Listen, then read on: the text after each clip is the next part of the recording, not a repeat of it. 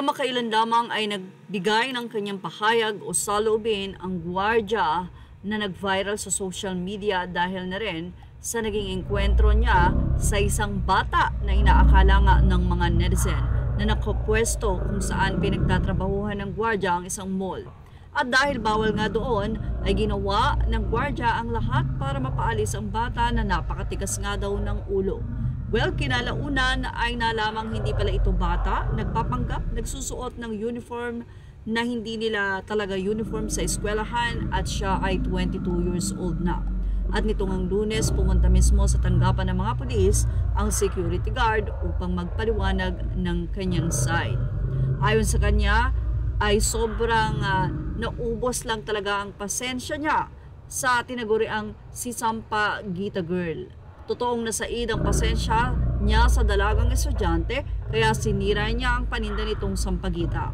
Kinumpirma din ng security guard na naganap ang insidente noong nakaraang December 17, 2024. At hindi lamang ang security guard ang pinatawag ng PNP, pati na rin ang pamunuan ng security agency kung saan ito nakakontrata, ang Red Eye 2 Security and Services Incorporated. Ito'y para magbigay din ng linaw sa issue. At nilinaw din ng nasabing ahensya na hindi nila tinanggal ang kanilang security guard kundi sinuspindi lamang ito habang isinasagawa ang nasabing investigasyon. Ito'y paglilinaw nila sa inilabas na official statement ng SM Mega Mall matapos mag-viral ang video. Ayon sa SM, we have called the attention of the security agency to conduct an immediate and thorough investigation. The security guard has been dismissed and will no longer be allowed to service any of our malls. Nangako rin ng security agency na magpapatupad ng mga karagdagang programa at training para sa kanilang mga empleyado upang maiwasan ang mga katulad na insidente. Ang sa amin lang, sa sitwasyon na yon, kinausap na lang namin yung guard namin, sana wag na ulit mangyari yun. At saka kung ano man ang ma-encounter, susundan na lang yon natin yung tinuro sa mga training.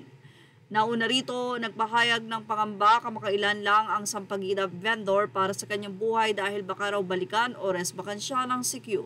Ayon kasi sa nag-viral na babaeng estudyante sa social media, sa kabila raw ng pagsusori niya sa security guard at sa pag-aming nagbibenta siya ng Sampaguita para pang tosto sa kanyang pag-aaral ay dumarami pa ang mga nakikisimpatya sa CQ. Gusto ko pong tahimik lang ang buhay ko, privacy lang po ang nais ko, tapos yung mga personal information ko po nalilik po sa social media.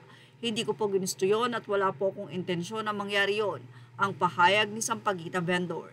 Sabi pa ng estudyante, sa ngayon halo-halo po yung kaba ko kasi nga po, sinesanti nga po siya. Naisip ko rin po na dahil siguro po sa sagalit niya, baka balikan niya ako.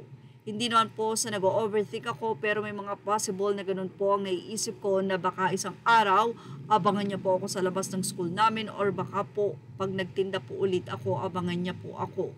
Base lang po yan sa konklusyon ko at base po sa nararamdaman ko, natatakot lang po ako. Yan pa ang naging dagdag pahayag ng Sampaguita vendors sa naturang panayam na sinadyang hindi pakita ang mukha. Sa isang bahagi ng interview, mariing pinabulaanan ng estudyante na hindi niya minura ay dinaraan ng security guard. Gusto kong humingi ng sorry sa kanya, hindi ko po ginusto na matanggal siya sa trabaho.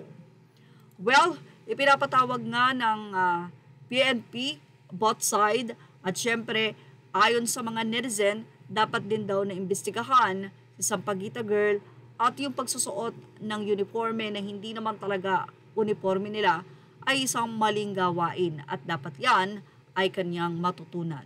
Yan ang ating Showbiz Snap update. Images are all credit to the rightful owners. Thank you for watching Showbiz Snap.